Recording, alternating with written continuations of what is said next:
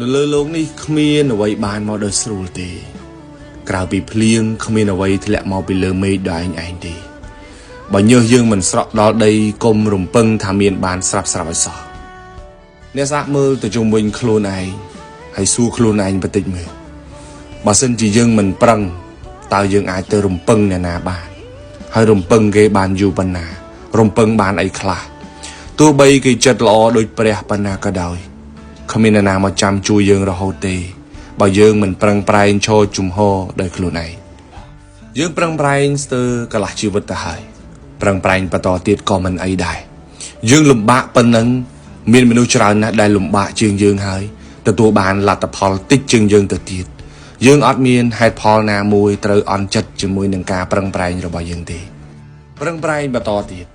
ក្រៅពីយើងគ្មានអ្នកណាអាចមកចូលរួមសម្រេចលទ្ធផលដ៏ធំនៅក្នុងជីវិតរបស់យើងបានទេយើងអត់ត្រូវការដាក់ទានពីអ្នកណាទេ